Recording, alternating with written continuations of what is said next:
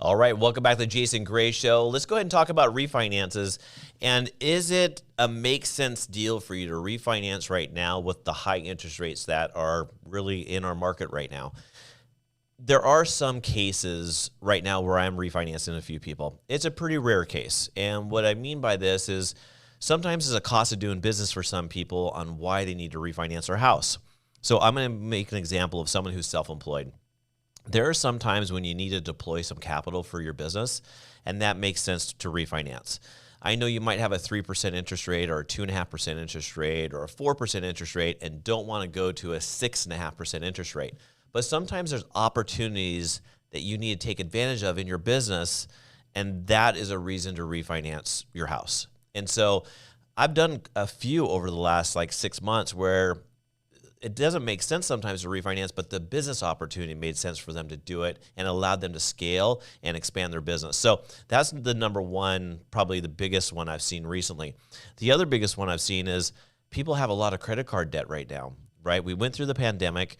The economy's now shifted. We got a lot of inflation, and people unfortunately have these 18 to 22 to 24% interest rates on their credit cards, and they've racked up $40, $50, or $60,000 in credit cards.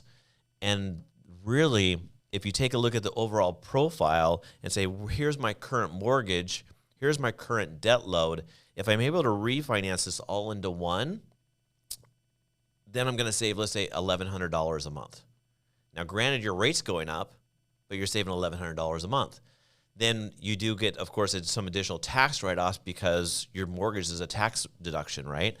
And so the biggest strategy, if you were in that case, is then I'm going to refinance you as mortgage rates get down again. And we want to pay little or no cost on our refinances and try to work ourselves back into a better situation. So sometimes it's good to take care of these current situations that you're in and sort of consolidate things, save yourself some money, regroup again, and do that. So that's option number two.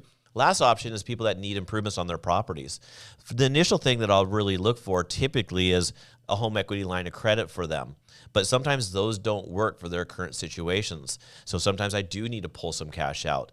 And so that's the other option is I'm going to do some home improvements to the house, but I need some extra capital a certain way that is not going to relate to a home equity line of credit. Hopefully the home equity line of credit makes the most amount of sense, and that's what you're hoping for as well.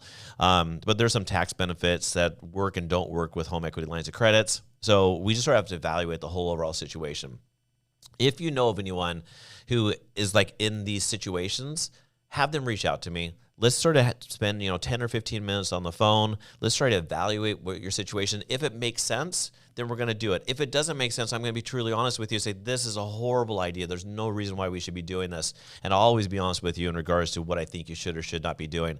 There are many times where I've spoken to a client and I've said, this makes no sense for you to do anything.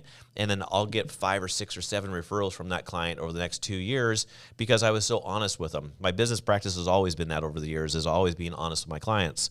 So reach out to me. If you have any mortgage-related questions, let it be refinancing, purchasing, whatever it might be, please reach out to me. Give me a call. Talk to you soon. Have a great day. Bye-bye.